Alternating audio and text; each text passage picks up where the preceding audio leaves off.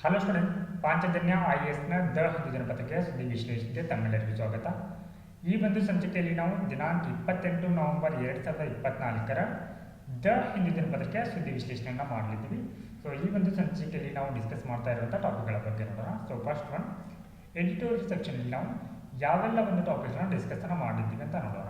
So first one, at treaty negotiation in Busan, India proposes compensation to meet cost of controlling plastic. So ಇತ್ತೀಚೆಗೆ ಈ ಬೂಸಾನ್ ಪ್ರದೇಶದಲ್ಲಿ ಒಂದು meeting ಆಗುತ್ತೆ, ಒಂದು summit ಆಗುತ್ತೆ. ಆ ಒಂದು ಮೀಟಿಂಗ್ನಲ್ಲಿ ಅಂದರೆ ಆ ಒಂದು ಸಮಿಟ್ನಲ್ಲಿ ಪ್ಲಾಸ್ಟಿಕ್ ಟ್ರೀಟಿ ಅನ್ನುವಂಥದ್ದನ್ನ ಮಾಡಲಾಗತ್ತೆ. ಅದಕ್ಕೆ ಸಂಬಂಧಪಟ್ಟಂತೆ ಭಾರತ ಕೆಲವೊಂದಿಷ್ಟು ಪ್ರಪೋಸಲ್ಸ್ಗಳನ್ನ ನೀಡುತ್ತೆ ಪ್ಲಾಸ್ಟಿಕ್ ಒಂದು ಪೊಲ್ಯೂಷನ್ಗೆ ಸಂಬಂಧಪಟ್ಟಂತೆ. ಹಾಗಿದ್ರೆ ಇದರ ಕುರಿತು ನಾವು ಇಲ್ಲಿ ಇನ್ ಡೀಟೇಲ್ ಆಗಿ ಚರ್ಚೆನ ಮಾಡಿದ್ದೀವಿ. ಸೊ ಇದು ನಮಗೆ GS ಪೇಪರ್ 3 ಅಡಿಯಲ್ಲಿ ಎನ್ವಿರಾನ್ಮೆಂಟ್ನಲ್ಲಿ ಇಂಪಾರ್ಟೆಂಟ್ ಆಗುತ್ತೆ. And the second one is Indian army receive logistic drone for use in eastern sector. So ಇಲ್ಲಿ ಈಸ್ಟರ್ನ್ ಸೆಕ್ಟರ್ ಅಂತಂದರೆ ಈ ಅರುಣಾಚಲ ಪ್ರದೇಶ ಅಂದರೆ ಇದು ಮುಖ್ಯವಾಗಿ ಭಾರತ ಮತ್ತು ಚೀನಾದ ನಡುವೆ ಇರುವಂಥ ಸಂಬಂಧಗಳ ಅಡಿಯಲ್ಲಿ ಬರುತ್ತೆ. ಸೊ ಇದು ಬಾರ್ಡರ್ ಮ್ಯಾನೇಜ್ಮೆಂಟ್ ನಾವು ಇಲ್ಲಿ ಡ್ರೋನ್ಗಳನ್ನ ಬಳಕೆಯನ್ನು ಮಾಡ್ತಾ ಇದ್ದೀವಿ. ಸೊ ಇದು GS ಪೇಪರ್ 3 ಅಡಿಯಲ್ಲಿ security as well as science and ಟೆಕ್ನಾಲಜಿಯಲ್ಲಿ ಇಂಪಾರ್ಟೆಂಟ್ ಆಗುತ್ತೆ. And the next one is nearly 2 lakh child marriages were prevented in a year minister. So ಇಲ್ಲಿ ಕಳೆದ ಒಂದು ವರ್ಷದಲ್ಲಿ ಸುಮಾರು 2 ಲಕ್ಷ ಬಾಲ್ಯ ವಿವಾಹವನ್ನು ತಡೆಗಟ್ಟಲಾಗಿದೆ ಅಂತ ಹೇಳಿ ಸೊ ಇಲ್ಲಿ ಮಿನಿಸ್ಟರ್ ಅವರು ಹೇಳ್ತಾ ಇದ್ದಾರೆ. ಸೊ ಇದು GS ಪೇಪರ್ 2 ಅಡಿಯಲ್ಲಿ ಗವರ್ನೆನ್ಸಲ್ಲಿ ಇಂಪಾರ್ಟೆಂಟ್ ಆಗುತ್ತೆ. ಆ್ಯಂಡ್ ದ ನೆಕ್ಸ್ಟ್ ಒನ್ ಈ schooling in India in times of poor air quality. So ಅಂದರೆ ಏನು ದೆಹಲಿಯಲ್ಲಿ ಕಳಪೆ ಒಂದು ವಾಯುಗುಣ ಮಟ್ಟ ಏನಿದೆ, ಸೊ ಅದರ ಪರಿಣಾಮವಾಗಿ ಅದು ಯಾವ ರೀತಿ ಶಾಲೆಗಳ ಮೇಲೆ, ಮಕ್ಕಳ ಶಾಲೆಯ ಒಂದು ಅವಧಿಯ ಮೇಲೆ ಯಾವ ರೀತಿ ಪರಿಣಾಮವನ್ನು ಬೀರುತ್ತೆ ಅನ್ನೋದನ್ನು ನಾವಿಲ್ಲಿ ಡಿಸ್ಕಸ್ಸನ್ನು ಮಾಡಲಿದ್ದೀವಿ. ಸೊ ಇದು GS ಪೇಪರ್ 3 ಅಡಿಯಲ್ಲಿ ಎನ್ವಿರಾನ್ಮೆಂಟ್ನಲ್ಲಿ ಇಂಪಾರ್ಟೆಂಟ್ ಆಗುತ್ತೆ. ಹಾಗೆ ಪ್ರಿಲಿಮ್ಸ್ಗೆ ಇಂಪಾರ್ಟೆಂಟ್ ಆಗಿರುವಂಥ 6 ಟಾಪಿಕ್ಗಳನ್ನು ಕೂಡ ನಾವಿಲ್ಲಿ ಡಿಸ್ಕಸ್ಸನ್ನು ಮಾಡಲಿದ್ದೀವಿ. So first one is constitution day. Second one nation one subscription scheme, UN woman, Gelephu mindfulness city, Samos island, and the last one is Rajaraja Chola. So ನಾವು ಇವಾಗ ಮೊದಲನೇದಾಗಿ ಎಡಿಟೋರಿಯಲ್ ಸೆಕ್ಷನಲ್ಲಿ ಕವರ್ ಆಗಿರುವಂಥ ಈ ಒಂದು ಟಾಪಿಕ್ಗಳ ಬಗ್ಗೆ ನೋಡೋಣ. So at treaty negotiations in Busan, India proposes compensation to meet cost of controlling plastic. So ಇತ್ತೀಚೆಗೆ COP29 ಮೀಟಿಂಗ್ ಅನ್ನುವಂಥದ್ದು ಓವರ್ ಆಗಿದೆ.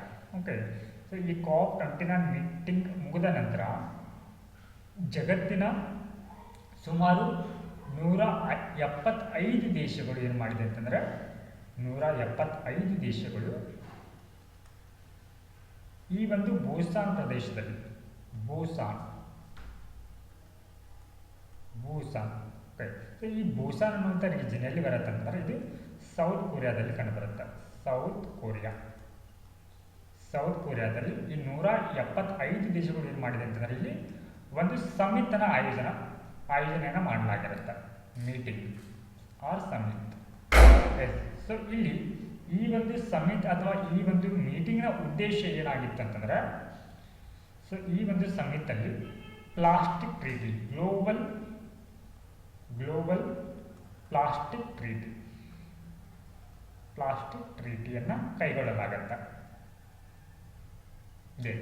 ಸೊ ಈ ಗ್ಲೋಬಲ್ ಪ್ಲಾಸ್ಟಿಕ್ ಟ್ರೀಟಿಯನ್ನು ಕೈಗೊಳ್ಳಲಾಗತ್ತೆ. ಸೊ ಈ ಒಂದು ಟ್ರೀಟಿಯನ್ನು ಕೈಗೊಳ್ಳುವಾಗ ಭಾರತ ಕೆಲವೊಂದಿಷ್ಟು ಪ್ರಪೋಸಲ್ಸನ್ನು ಮಾಡುತ್ತೆ. ಸೊ ಅದರ ಬಗ್ಗೆ ನಾವಿಲ್ಲಿ ಇನ್ ಡೀಟೇಲ್ ಆಗಿ ಚರ್ಚೆನ ಮಾಡಿದ್ದೀವಿ. ಸೊ ಇವಾಗ ಈ ಗ್ಲೋಬಲ್ ಪ್ಲಾಸ್ಟಿಕ್ ಟ್ರೀಟಿ ಬಗ್ಗೆ ನೋಡೋಣ. Global plastic treaty.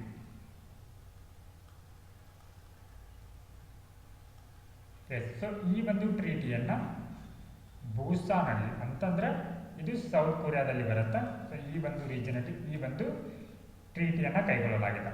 ಸೊ ಈ ಹಿನ್ನೆಲೆಯಲ್ಲಿ ನಾವು ಈ ಒಂದು ಪ್ಲಾಸ್ಟಿಕ್ ಏನು ಗ್ಲೋಬಲ್ ಪ್ಲಾಸ್ಟಿಕ್ ಟ್ರೀಟಿ ಇದೆ, ಸೊ ಈ ಒಂದು ಟ್ರೀಟಿಯ ಇಂಪಾರ್ಟೆಂಟ್ ಪ್ರೊವಿಷನ್ಸ್ ಏನು ಅಂತ ತಿಳ್ಕೊಳ್ಬೇಕಾಗತ್ತೆ. Important provisions of this treaty as well as plastic pollution ಇಂದ ಏನೆಲ್ಲ ರೀತಿಯ ಒಂದು ಪರಿಣಾಮಗಳಾಗತ್ತೆ. ಪ್ಲಾಸ್ಟಿಕ್ ಪೊಲ್ಯೂಷನ್,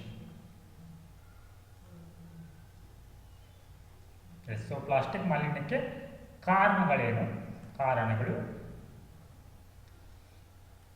ಹಾಗೆ ಇಲ್ಲಿ ಪ್ಲಾಸ್ಟಿಕ್ನಲ್ಲಿ ಯಾವೆಲ್ಲ ರೀತಿಯ ವಿಧಗಳು ಬರುತ್ತೆ. ಸೊ ಇದರಲ್ಲಿ ಬಹುಮುಖ್ಯವಾಗಿ ಮೈಕ್ರೋ ಪ್ಲಾಸ್ಟಿಕ್ ಬಗ್ಗೆ ನಾವು ತಿಳ್ಕೊಳ್ಬೇಕಾಗುತ್ತೆ. Micro plastic. ದೆನ್ ಈ ಒಂದು ಟ್ರೀಟಿಯಿಂದ ಆಗುವಂಥ ಅಡ್ವಾಂಟೇಜಸ್ ಏನು ಅಥವಾ ಅನುಕೂಲಗಳೇನು, ಅನುಕೂಲ ಅಥವಾ ಈ ಒಂದು ಟ್ರೀಟಿಯ ಮಹತ್ವ ಏನು ಅನ್ನೋದನ್ನು ತಿಳ್ಕೊಳ್ಬೇಕಾಗತ್ತೆ.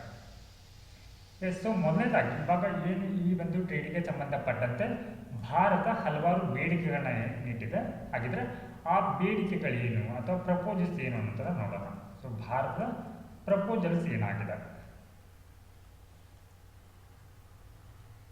ಸೊ ಹಿಯರ್ ಮೊದಲನೇ ಒಂದು ಪ್ರಪೋಸಲ್ಸ್ ಅಂತಂದ್ರೆ ಇಲ್ಲಿ compensation for developing country.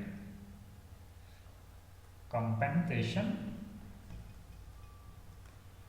For developing country.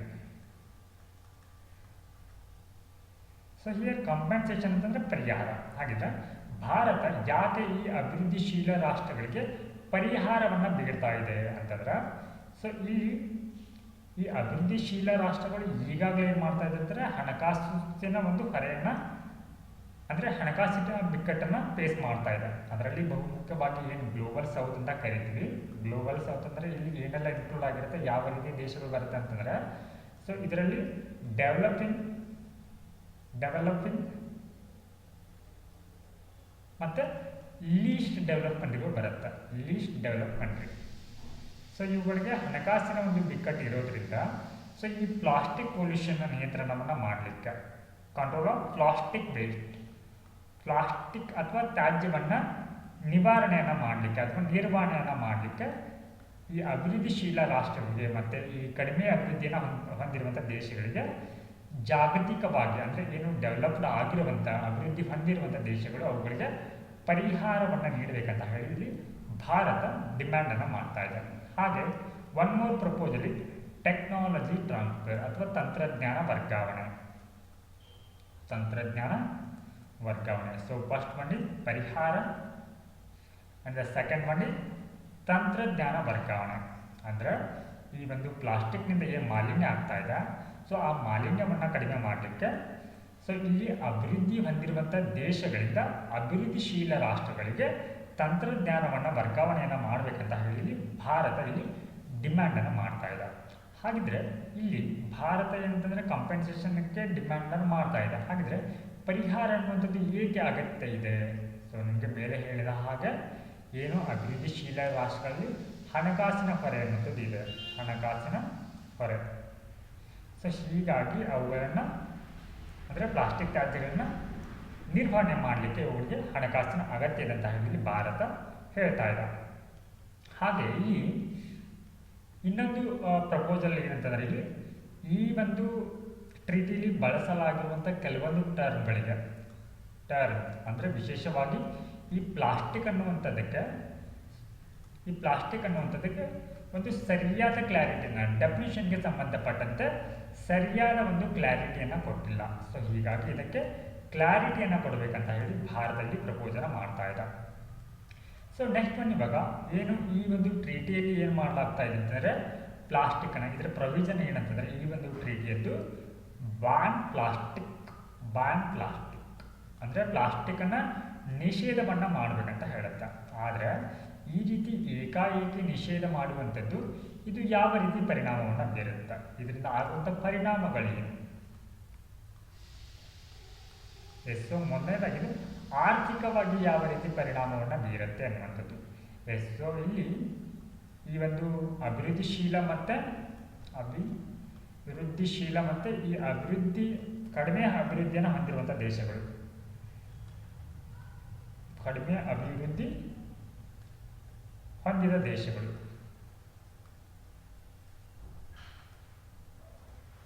So ಇವುಗಳು ಏನಾಗುತ್ತೆ ಅಂತಂದ್ರೆ ಹೆಚ್ಚಾಗಿ ಪ್ಲಾಸ್ಟಿಕ್ ಬಳಕೆ ಮೇಲೆ ಅವಲಂಬನೆಯನ್ನು ಹೊಂದಿದೆ. ಸೊ ಇಲ್ಲಿ ಏಕಾಏಕಿ ಅವುಗಳನ್ನ ನಿಷೇಧವನ್ನು ಮಾಡೋದ್ರಿಂದ ಏನಾಗುತ್ತೆ, ಆ ಒಂದು ದೇಶದ ಆರ್ಥಿಕತೆಯ ಮೇಲೆ ಪರಿಣಾಮವನ್ನು ಬೀರುತ್ತೆ. ಸೊ ಇಲ್ಲಿ ಕನ್ಸರ್ನ್ ಇರುವಂಥದ್ದು ಅಥವಾ ಇಲ್ಲಿ ಈ ಒಂದು ನಿಷೇಧದ ಹಿಂದಿನ ಉದ್ದೇಶ ಇರುವಂಥದ್ದು ಅದು ಪರಿಸರದ ಸಂರಕ್ಷಣೆಗೆ ಕುರಿತಾಗಿರುವಂಥದ್ದು. ಪರಿಸರದ ಒಂದು ಸಂರಕ್ಷಣೆಯ ಒಂದು ಹಿನ್ನೆಲೆಯಲ್ಲಿ ಏನು ಮಾಡ್ತಾ ಇದ್ದಾರೆ ಅಂದರೆ ಇಲ್ಲಿ ಪ್ಲಾಸ್ಟಿಕ್ಕನ್ನು ನಿಷೇಧವನ್ನು ಮಾಡ್ತಾ ಇದ್ದಾರೆ. ಬಟ್ ಇಲ್ಲಿ ಏನಾಗುತ್ತೆ ಅಂತಂದರೆ ಪ್ಲಾಸ್ಟಿಕ್ ನಿಷೇಧ, ಸೊ ಇಲ್ಲಿ ಒಂದು ಏರಿಯಾ ಮೇಲೆ ನಾವು ಏನು ಮಾಡ್ತಾ ಇದ್ದೀವಿ, ಫೋಕಸನ್ನು ಮಾಡ್ತಾ ಇದ್ದೀವಿ. ಅಂದರೆ ಪರಿಸರದ ಮೇಲೆ ನಾವು ಏನು ಮಾಡ್ತಾ ಇದ್ದೀವಿ, ಗಮನವನ್ನು ಇಟ್ಕೊಂಡು ಅಥವಾ ಅದರ ಹಿತಾಸಕ್ತಿ ದೃಷ್ಟಿಯಿಂದ ಏನು ಮಾಡ್ತಾ ಇದ್ದೀವಿ ಅಂತಂದರೆ ಪ್ಲಾಸ್ಟಿಕ್ಕನ್ನು ನಿಷೇಧವನ್ನು ಮಾಡ್ತಾ ಇದ್ದೀವಿ. ಸೊ ಇಲ್ಲಿ ಪ್ಲಾಸ್ಟಿಕ್ ನಿಷೇಧವನ್ನು ಮಾಡ್ತಾ ಇರೋದ್ರಿಂದ ಏನಾಗುತ್ತೆ ಅಂದರೆ ಇದು ಆರ್ಥಿಕತೆಯ ಮೇಲೆ ಪರಿಣಾಮವನ್ನು ಬೀರುತ್ತೆ. ಆರ್ಥಿಕತೆಯ ಮೇಲೆ ಪರಿಣಾಮ. ಸೊ ಇದನ್ನು ನಾವು ಇಲ್ಲಿ ಏನಂತ ಕರಿತೀವಿ ಅಂತಂದರೆ ಥಿಯರಿ ಆಫ್ ಡಬಲ್ ಎಫೆಕ್ಟ್ ಅಂತ ಕರಿತೀವಿ. ಥಿಯರಿ ಆಫ್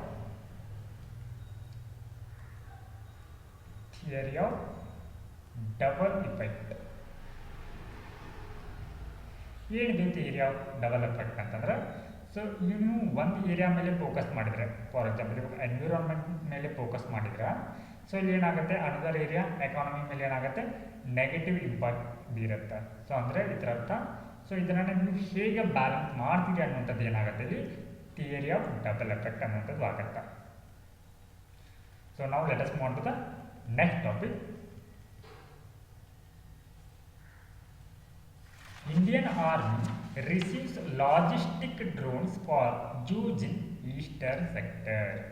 ಸೊ ಈ ಒಂದು ಟಾಪಿಕ್ ಇಲ್ಲಿ ಹೇಳ್ತಾ ಇರುವಂಥದ್ದು ಈ ಬಾರ್ಡರ್ ಮ್ಯಾನೇಜ್ಮೆಂಟ್ಗೆ ಸಂಬಂಧಪಟ್ಟಂತೆ ಅಥವಾ ಗಡಿ ನಿರ್ವಹಣೆಗೆ ಸಂಬಂಧಪಟ್ಟಂತೆ, ಬಾರ್ಡರ್ ಮ್ಯಾನೇಜ್ಮೆಂಟ್ಗೆ ಸಂಬಂಧಪಟ್ಟಂತೆ ಯಾವ ರೀತಿ ಟೆಕ್ನಾಲಜಿಯನ್ನು ಬಳಸಿಕೊಳ್ತಾರೆ ಅನ್ನುವಂಥದ್ದು. Technology, yes. So here eastern sector ಅಂತ ಬಳಸಿದ್ದಾರೆ. Indian army receives logistic drones for use in eastern sector. Yes, ಇಲ್ಲಿ ಈಸ್ಟರ್ನ್ ಸೆಕ್ಟರ್ ಅಂದರೆ ಇಲ್ಲಿ ಏನಾಗುತ್ತೆ, ಈ ಒಂದು ಈಸ್ಟರ್ನ್ ಸೆಕ್ಟರ್ ಅನ್ನುವಂಥದ್ದು ಭಾರತ ಮತ್ತು ಈ ಚೀನಾದ ನಡುವೆ ಇರುವಂಥ ಒಂದು ವಿವಾದಿತ ಪ್ರದೇಶಗಳ ಅಡಿಯಲ್ಲಿ ಬರುತ್ತೆ ಈ ಈಸ್ಟರ್ನ್ ಸೆಕ್ಟರ್ ಅಂತಂದ್ರೆ. ಸೊ ಫಸ್ಟ್ ಒಂದು ಇಲ್ಲಿ ನಾವು ಬಹುಮುಖ್ಯವಾಗಿ ಭಾರತ ಮತ್ತು ಚೀನಾದ ನಡುವೆ ಡಿಸ್ಪ್ಯೂಟೆಡ್ ಯಾವೆಲ್ಲ ರೀಜನ್ಗಳಲ್ಲಿ ಕಂಡುಬರುತ್ತೆ ಅನ್ನುವಂಥದ್ದು. Yes, so here first one is western side. So ಇಲ್ಲಿ ವೆಸ್ಟರ್ನ್ ಸೈಡಲ್ಲಿ ಅಂತಂದರೆ ಯಾವುದೆಲ್ಲ ಬರುತ್ತೆ, ಇಲ್ಲಿ LAC line of actual control ಬರುತ್ತೆ. ಸೊ ಇದಕ್ಕೆ ಸಂಬಂಧಪಟ್ಟಂತೆ ಎರಡು ದೇಶಗಳ ನಡುವೆ ವಿವಾದ ಅನ್ನುವಂಥದ್ದು ಇದೆ. ಹಾಗೆ ಇಲ್ಲಿ ಸೆಂಟ್ರಲ್ ಪಾರ್ಟ್ ಅಂತ ಬರುತ್ತೆ ಅಥವಾ ಸೆಂಟ್ರಲ್ ಸೆಕ್ಟರ್ ಅಂತ. So this is the western side. So next one central side. So ಈ ಒಂದು ಸೆಂಟ್ರಲ್ ಸೈಡಲ್ಲಿ ಯಾವ ಒಂದು ಪ್ರದೇಶಕ್ಕೆ ಸಂಬಂಧಪಟ್ಟಂತೆ ವಿವಾದ ಅನ್ನುವಂಥದ್ದು ಕಂಡು ಬರುತ್ತೆ ಅಂತಂದ್ರೆ, ಡಿಸ್ಪ್ಯೂಟ್ ಅನ್ನುವಂಥದ್ದು ಇದೆ ಅಂತಂದ್ರೆ, ಸೊ ಹಿಯರ್ ಹಿಮಾಚಲ ಪ್ರದೇಶ ಮತ್ತು ಉತ್ತರಾಖಂಡ ರೀಜನಲ್ಲಿ.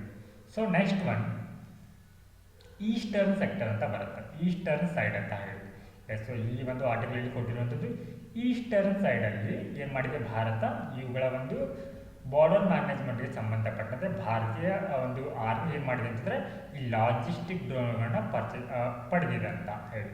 ಸೊ ಇಲ್ಲಿ ಈಸ್ಟರ್ನ್ ಸೈಡ್ ಅಂತಂದರೆ ಅರುಣಾಚಲ ಪ್ರದೇಶ ಬರುತ್ತೆ. This is the Arunachal Pradesh. So ಇಲ್ಲಿ ಏನು ಮಾಡ್ತಾ ಇದೆ ಅಂತಂದರೆ ಈ ಒಂದು ಎಂಟೈರ್ ರೀಜನ್ನ ಅರುಣಾಚಲ ಪ್ರದೇಶವನ್ನು, ಸೊ ಇಲ್ಲಿ ಚೀನಾ ಏನಂತ ಕ್ಲೈಮ್ ಮಾಡ್ತಾ ಇದೆ, ಇದು ತನ್ನದು ಅಂತ ಹೇಳಿ ಕ್ಲೈಮನ್ನು ಮಾಡ್ತಾ ಇದೆ. ಸೊ ಇಲ್ಲಿ ಬಹುಮುಖ್ಯವಾಗಿ ಈ ಅರುಣಾಚಲ ಪ್ರದೇಶದಲ್ಲಿ ತವಾಂಗ್ ಅನ್ನುವಂಥ ರೀಜನ್ ಬರುತ್ತೆ, ತವಾಂಗ್. ಸೊ ಈ ಒಂದು ತವಾಂಗ್ನಲ್ಲಿ ಬೌದ್ಧರ ಒಂದು ಸಂಖ್ಯೆ ಜಾಸ್ತಿ ಇದೆ. ಓಕೆ, ಸೊ ಬೌದ್ಧ ಧರ್ಮ ಇಲ್ಲಿ ಹೆಚ್ಚಾಗಿದೆ. ಸೊ ಇಲ್ಲಿ ಬೌದ್ಧ ಧರ್ಮದ ಅನುಯಾಯಿಗಳು ಇಲ್ಲಿ ಹೆಚ್ಚಾಗಿದ್ದಾರೆ. ಸೊ ಹೀಗಾಗಿ ಏನು ಮಾಡ್ತಾ ಇದೆ ಅಂದರೆ ಅಟ್ಲೀಸ್ಟ್ ಈ ಒಂದು ರೀಜನ್ ಆದರೂ ಕೂಡ ಏನು ಮಾಡಬೇಕು, ಬಿಟ್ಕೊಡ್ಬೇಕಂತ ಹೇಳಿ ಚೀನಾ ಡಿಮ್ಯಾಂಡನ್ನು ಮಾಡ್ತಾ ಇದೆ. ಬಟ್ ಇಲ್ಲಿ ತವಾಂಗ್ ಅನ್ನುವಂಥದ್ದು ಭಾರತಕ್ಕೆ ಏನು ಸೇರ್ಪಡೆ ಆಗಬೇಕಂತ ಹೇಳಿ ಭಾರತ, ಸೊ ಇವರು ಭಾರತದ ಜೊತೆಗೆ ಇರಬೇಕಂತ ಹೇಳಿ ಇವರ ಒಂದು ಆಶಯವಾಗಿದೆ. ಸೊ ಇವಾಗ ಈ ಒಂದು ರೀಜನಲ್ಲಿ ಈ ಅರುಣಾಚಲ ಪ್ರದೇಶದ ಏನು ಈ ಈಸ್ಟರ್ನ್ ಸೈಡಲ್ಲಿ ಬರುತ್ತಾ, ಸೊ ಇವುಗಳ ಗಡಿಯನ್ನು ನಿರ್ವಹಣೆಯನ್ನು ಮಾಡಲಿಕ್ಕೆ ಸೊ ಇಲ್ಲಿ ಭಾರತ ಈ ಲಾಜಿಸ್ಟಿಕ್ ಡ್ರೋನ್ನ ಪಡೆದಿದೆ. ಸೊ ಈ ಹಿನ್ನೆಲೆಯಲ್ಲಿ ನಾವು ಇದರ ಬಗ್ಗೆ ಇವಾಗ ಇನ್ ಡೀಟೇಲ್ ಆಗಿ ನೋಡ್ತಾ ಹೋಗೋಣ. ಎಸ್, ಸೊ ಇಲ್ಲಿ ಏನು ಮಾಡ್ತಾ ಇದೆ ಅಂದರೆ ಈ ತವಾಂಗ್ ರೀಜನ್ ಮೇಲೆ ಹೆಚ್ಚಿನ ಒಂದು ಸ್ವಾಯತ್ತತೆಯನ್ನು ಅಥವಾ ಅಟಾನಮಿಯನ್ನು ಹೊಂದಲಿಕ್ಕೆ ಇಲ್ಲಿ ಚೀನಾದವರು ಏನನ್ನ ಪ್ಲಾನ್ ಹಾಕೊಳ್ತಿದ್ದಾರೆ ಅಂತಂದರೆ ಇಲ್ಲಿ ಮಾಡರ್ನ್ ವಿಲೇಜನ್ನು ಕನ್ಸ್ಟ್ರಕ್ಟ್ ಮಾಡ್ತಾ ಇದ್ದಾರೆ. Modern village. ಎಸ್, ಸೊ ಇದಕ್ಕೆ ಪ್ರತಿಕ್ರಿಯೆಯಾಗಿ ಇದಕ್ಕೆ ಕೌಂಟರ್ ಆಗಿ ಭಾರತವು ಕೂಡ ಏನು ಮಾಡ್ತಾ ಇದೆ ಅಂತಂದರೆ ಇಲ್ಲಿ ವಿಬ್ರಂಟ್ ವಿಲೇಜ್ ಪ್ರೋಗ್ರಾಮ್ನ ಕೈಗೊಂಡಿದೆ. ವಿಬ್ರಂಟ್ ವಿಲೇಜ್ ಪ್ರೋಗ್ರಾಮ್.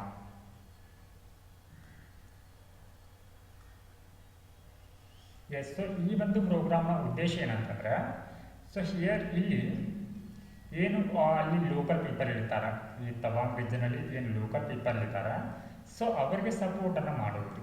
ಲೋಕಲ್ ಪೀಪಲ್ಗೆ ಸಪೋರ್ಟನ್ನು ಯಾವುದಕ್ಕೆ ಸಂಬಂಧಪಟ್ಟಂತೆ ಆ ಹಳ್ಳಿಗಳ ಅಭಿವೃದ್ಧಿಗೆ ಸಂಬಂಧಪಟ್ಟಂತೆ ಸ್ಥಳೀಯ ಜನರಿಗೆ ಹೆಲ್ಪನ್ನು ಮಾಡುವಂಥ ಅಥವಾ ಅಲ್ಲಿನ ಪ್ರದೇಶಗಳ ಅಭಿವೃದ್ಧಿಯನ್ನು ಮಾಡುವಂಥ ಉದ್ದೇಶವನ್ನು ಸೊ ಈ ವಿಬ್ರಂಟ್ ವಿಲೇಜ್ ಪ್ರೋಗ್ರಾಮ್ ಅನ್ನುವಂಥದ್ದು ಹೊಂದಿದೆ. ಸೊ ನೆಕ್ಸ್ಟ್ ಒಂದು ಇವಾಗ ವೆರಿ ಇಂಪಾರ್ಟೆಂಟ್ ಈ ಒಂದು ರೀಜನ್ಗೆ ಸಂಬಂಧಪಟ್ಟಂಥ ಅಂದರೆ ಏನು ಈಸ್ಟರ್ನ್ ರೀಜನ್ ಅಂತ ಹೇಳಿದಾರ.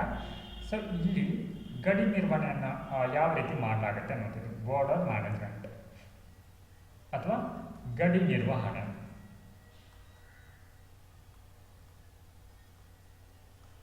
ಎಸ್, ಸೊ ಅಲ್ಲಿ ಏನಾಗ್ತಾ ಇದೆ ಅಂದರೆ ಚೀನಾ ಅಕ್ರಮವಾಗಿ ರಸ್ತೆಗಳ ನಿರ್ಮಾಣ ಮಾಡೋದಾಗಿರ್ಬೋದು ಅಥವಾ ಹಳ್ಳಿಗಳನ್ನು ಡೆವಲಪ್ ಮಾಡ್ತಾ ಇರೋದಾಗಿರ್ಬೋದು.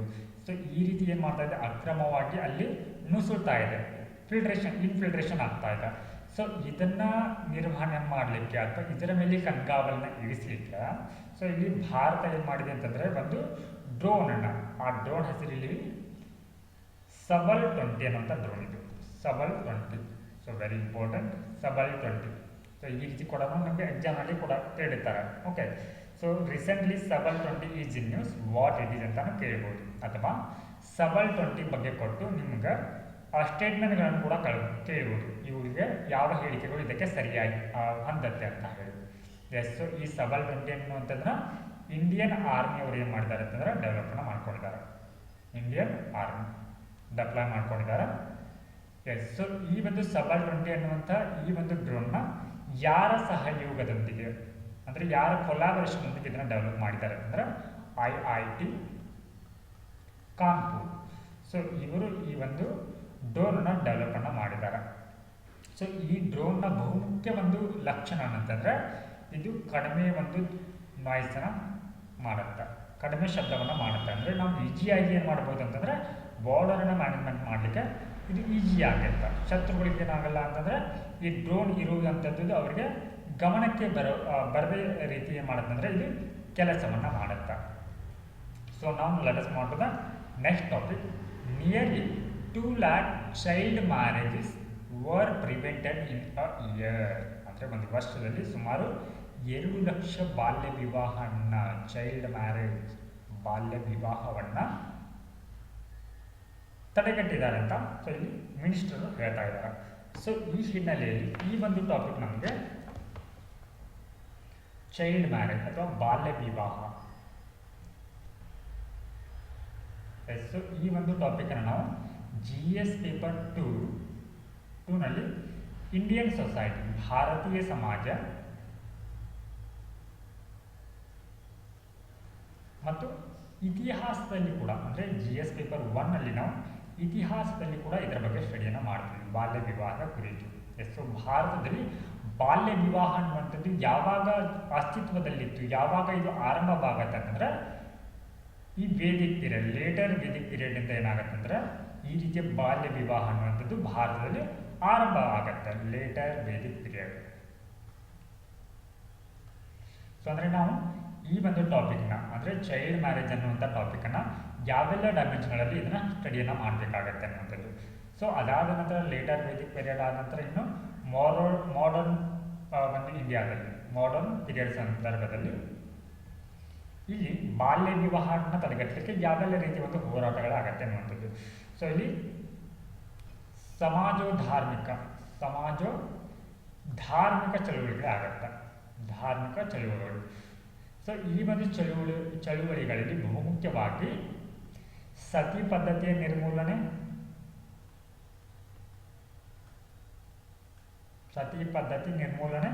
ಮತ್ತು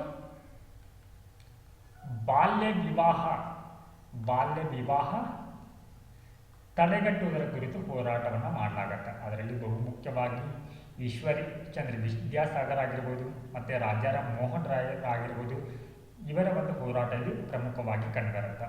ಸೊ ಅದಾದ ನಂತರ ಭಾರತ ಏನು ಇಂಡಿಪೆಂಡೆನ್ಸ್ ಆದ ನಂತರ ಆಫ್ಟರ್ 1947 ಸೊ ಹಲವಾರು ಒಂದು ಕ್ರಮಗಳನ್ನ ಅಥವಾ ಲೆಜಿಸ್ಲೇಷನ್ ಅಥವಾ ಕಾನೂನುಗಳನ್ನ ಕೂಡ ಕೈಗೊಳ್ಳಲಾಗತ್ತೆ. ಸೊ ಅದರಲ್ಲಿ ಬಹುಮುಖ್ಯವಾಗಿ ಚೈಲ್ಡ್ ಮ್ಯಾರೇಜ್ ಪ್ರಿವೆಂಟೇಷನ್ ಆ್ಯಕ್ಟ್, ಬಾಲ್ಯ ವಿವಾಹ ತಡೆಗಟ್ಟುವಿಕೆ ಕಾಯ್ದೆ, ಚೈಲ್ಡ್ ಮ್ಯಾರೇಜ್ ಆ್ಯಕ್ಟ್, ಈ ರೀತಿಯ ಒಂದು ಕಾಯ್ದೆಗಳನ್ನು ಕೂಡ ತರುತ್ತೆ. ಸೊ ಇಲ್ಲಿ ನಾವು ಬಹುಮುಖ್ಯವಾಗಿ ಮತ್ತೆ ಇದನ್ನ ಯಾವೆಲ್ಲ ಒಂದು ಡೈಮೆನ್ಷನ್ಗಳಲ್ಲಿ ಅಧ್ಯಯನವನ್ನು ಮಾಡಬೇಕಾಗತ್ತೆ ಅಂದರೆ ಬಾಲ್ಯ ವಿವಾಹಕ್ಕೆ ಕಾರಣಗಳು ಏನು ಅನ್ನುವಂಥದ್ದು, ಬಾಲ್ಯ ವಿವಾಹಕ್ಕೆ ಕಾರಣಗಳು, ಹಾಗಿದ್ರೆ ಯಾವೆಲ್ಲ ಅಂಶಗಳು ಇಲ್ಲಿ ಕಾರಣವಾಗತ್ತೆ ಅನ್ನುವಂಥದ್ದು. ಸೊ ಮೊದಲನೇದಾಗಿ ಬಡತನ. ಸೊ ನೆಕ್ಸ್ಟ್ ಒನ್, ಜನರಿಗೆ ಈ ಒಂದು ಬಾಲ್ಯ ವಿವಾಹದಿಂದ ಆಗ್ತಾ ಇರುವಂಥ ಅನಾಹುತಗಳ ಬಗ್ಗೆ ಅರಿವಿಲ್ಲೇ ಇರುವಂಥದ್ದು. ಸೊ ನೆಕ್ಸ್ಟ್ ಒನ್, ಜನರಲ್ಲಿ ಇರುವಂಥ ಅನಕ್ಷರತೆ. ಹಾಗೆ ಪುರುಷ ಪ್ರಧಾನ ಸಮಾಜ, ಮೇಲ್ ಡಾಮಿನೆಂಟ್ ಸೊಸೈಟಿ, ಪುರುಷ ಪ್ರಧಾನ ಸಮಾಜ, ಮತ್ತು ಈ ವರದಕ್ಷಿಣೆಯ ಆಸ್ತೆಯ ಸಂಬಂಧಾಗಿ ವರದಕ್ಷಿಣೆಯ ಒಂದು ಆಸೆಯ ಒಂದು ಪ್ರತಿಫಲವಾಗಿ ಭಾರತದಲ್ಲಿ ಬಾಲ್ಯ ವಿವಾಹನ ಮಾಡಲಾಗತ್ತೆ, ವರದಕ್ಷಿಣೆ. ಸೊ ಇವೆಲ್ಲವೂ ಕೂಡ ಕಾರಣಗಳಾದರೆ ಇನ್ನು ಈ ಬಾಲ್ಯ ವಿವಾಹದಿಂದ ಆಗುವಂಥ ಪರಿಣಾಮಗಳೇನು ಅನ್ನೋದನ್ನು ಕೂಡ ನಾವಿಲ್ಲಿ ತಿಳ್ಕೊಳ್ಬೇಕಾಗತ್ತ. ಪರಿಣಾಮಗಳು, ಸೊ ಈ ಅರ್ಲಿ ಮ್ಯಾರೇಜ್ ಮಾಡೋದ್ರಿಂದ ಸೊ ಏನಾಗುತ್ತೆ, ಮಹಿಳೆಯರು ಈ ಆರ್ಥಿಕವಾಗಿ ಏನಾಗ್ತಾರೆ ಅಂದರೆ ಪುರುಷರ ಮೇಲೆ ಅವಲಂಬನೆಯನ್ನು ಹೊಂದ್ತಾರೆ, ಪುರುಷರ ಮೇಲೆ ಅವಲಂಬನೆ.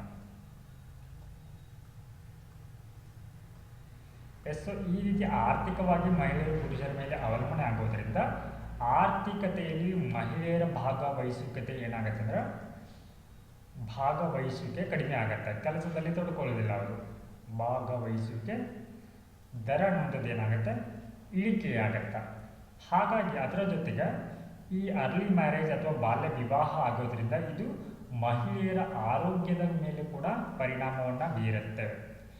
ಸೊ ಅಲ್ಲಿ ಆ ಒಂದು ಪೀರಿಯಡ್ನಲ್ಲಿ ಈ ಗರ್ಭವನ್ನು ಧರಿಸೋದ್ರಿಂದ ಅಥವಾ ಚಿಕ್ಕ ವಯಸ್ಸಿನಲ್ಲಿ ಗರ್ಭವನ್ನು ಧರಿಸೋದ್ರಿಂದ ಇಲ್ಲಿ ಮ್ಯಾಟರ್ನಲ್ ಡೆತ್ ಕೂಡ ಆಗುತ್ತೆ, ಗರ್ಭಿಣಿ ಒಂದು ಸಂದರ್ಭದಲ್ಲಿ ಡೆತ್ ಕೂಡ ಆಗುವಂಥ ಸಂಭವ ಕೂಡ ಇರುತ್ತೆ. ಅದರೊಟ್ಟಿಗೆ ಇಲ್ಲಿ ಈ ಒಂದು ಚಿಕ್ಕ ವಯಸ್ಸಿನಲ್ಲಿ ಮಕ್ಕಳಿಗೆ ಜನನವನ್ನು ನೀಡೋದ್ರಿಂದ ಹುಟ್ಟುವಂಥ ಮಕ್ಕಳ ಆರೋಗ್ಯದ ಮೇಲೆ ಕೂಡ ಪರಿಣಾಮವನ್ನು ಬೀರುತ್ತೆ. ಸೊ ಇಲ್ಲಿ ಸ್ಟಂಟಿಂಗ್ ಆ್ಯಂಡ್ ವೇಸ್ಟಿಂಗ್ ಅಂತ ಕರೀತೀವಿ. ಸೊ ಈ ರೀತಿ ಕೂಡ ಪರಿಣಾಮ ಆಗುತ್ತೆ, ಸ್ಟಂಟಿಂಗ್ ಆ್ಯಂಡ್ ವೇಸ್ಟಿಂಗ್ ಅಂದರೆ ಇಲ್ಲಿ ಎತ್ತರಕ್ಕೆ ತಕ್ಕಂಥ ತೂಕ ಆಗಿರ್ಬೋದು ಅಥವಾ ಎತ್ತರಕ್ಕೆ ತಕ್ಕಂಥ ಇಲ್ಲಿ ಏನಂತಂದರೆ ಅವರ ಒಂದು ತೂಕ ಮತ್ತು ಇಲ್ಲಿ ಗಾತ್ರ ಇರುವಂಥದ್ದು ಕಡಿಮೆ ಇರುತ್ತೆ ಅಂತ. ಸೊ ಈ ರೀತಿಯ ಪರಿಣಾಮಗಳು ಅನ್ನುವಂಥದ್ದು ಇಲ್ಲಿ ಕಂಡುಬರುತ್ತೆ. ಸೊ ಈ ಒಂದು ಆರ್ಟಿಕಲಲ್ಲಿ ಯಾವೆಲ್ಲ ಒಂದು ಅಂಶಗಳನ್ನು ಕೊಟ್ಟಿದ್ದಾರೆ ಅಂತ ನೋಡೋಣ. So Indian woman and child development minister Annapurna Devi announced that nearly 2 lakh child marriages were prevented in India. So ಇಲ್ಲಿ ಇಂಡಿಯನ್ ವುಮೆನ್ ಚೈಲ್ಡ್ ಡೆವಲಪ್ಮೆಂಟ್ ಅವರು ಹೇಳೋ ಪ್ರಕಾರ ಸೊ ಇಲ್ಲಿ ಕಳೆದ ಒಂದು ವರ್ಷದಲ್ಲಿ 2 ಲಕ್ಷ ಬಾಲ್ಯ ವಿವಾಹವನ್ನು ತಡೆಗಟ್ಟಲಾಗಿದೆ ಅಂತ ಹೇಳಲಾಗ್ತಾ ಇದೆ. ಸೊ ಹಾಗೆ with the rate halving from 47.4% to 23.3% between 2019 to 2021. So ಈ ಒಂದು 2 ವರ್ಷಗಳಲ್ಲಿ ಏನಾಗಿದೆ ಅಂತಂದರೆ ಈ ಬಾಲ್ಯ ವಿವಾಹದ ದರ ಅನ್ನೋದು ಇಳಿಕೆಯಾಗಿದೆ. ಯಾಕೆ ಇಳಿಕೆ ಆಗಿದೆ ಅಂತಂದರೆ ಸೊ ಸರ್ಕಾರ ಏನು ಮಾಡುತ್ತೆ, 2006ರಲ್ಲಿ ಪ್ರಿವೆನ್ಷನ್ ಆಫ್ ಚೈಲ್ಡ್ ಮ್ಯಾರೇಜ್ ಆ್ಯಕ್ಟನ್ನು ಜಾರಿಗೆ ತರುತ್ತೆ. ಸೊ ಇದರ ಅಡಿಯಲ್ಲಿ ಏನು ಮಾಡಲಾಗುತ್ತೆ, ಬಾಲ್ಯ ವಿವಾಹನ ಯಾರು ಇಲ್ಲಿ ಮಾಡ್ತಾರೆ ಅವರ ವಿರುದ್ಧ ಕಡಿಮೆ ಶಿಕ್ಷೆಗಳನ್ನ ನೀಡಲಾಗುತ್ತೆ. ಸೊ ಈ ಒಂದು ಕಾರಣಕ್ಕಾಗಿ ಬಾಲ್ಯ ವಿವಾಹದಲ್ಲಿ ಇಳಿಕೆ ಅನ್ನೋದು ಕಂಡು ಬರುತ್ತೆ. ಆದರೂ ಕೂಡ ಈ ರೀತಿ ಒಂದು ಕಾಯ್ದೆ ಇದ್ರೂ ಕೂಡ ಏನಾಗಿದೆ ಅಂತಂದ್ರೆ ಇಲ್ಲಿ 1 in 5 ಗರ್ಲ್ಸ್ ಅಂದರೆ 5 ಮಹಿಳೆಯರಲ್ಲಿ ಏನಾಗ್ತಾ ಇದೆ ಅಂತಂದರೆ ಹುಡುಗಿಯರಲ್ಲಿ ಒಬ್ಬರಿಗೆ ಇವಾಗ ಏನಾಗ್ತಾ ಇದ್ರೆ ಬಾಲ್ಯ ವಿವಾಹಕ್ಕೆ ಒಳಗಾಗ್ತಾ ಇದ್ದಾರೆ. ಸೊ ಇಲ್ಲಿ ಅಂದರೆ ಸ್ಟಿಲ್ ಮ್ಯಾರಿಡ್ ಬಿಫೋರ್ 18 ಅಂದರೆ 18 ವರ್ಷಕ್ಕಿಂತ ಕಡಿಮೆ ವಯಸ್ಸಿಗೆ ಏನಾಗ್ತಾ ಇದ್ದಾರೆ ಅಂತಂದರೆ 5 ಹುಡುಗಿಯರಲ್ಲಿ ಒಬ್ಬರು ಬಾಲ್ಯ ವಿವಾಹಕ್ಕೆ ಒಳಗಾಗ್ತಾ ಇದ್ದಾರೆ.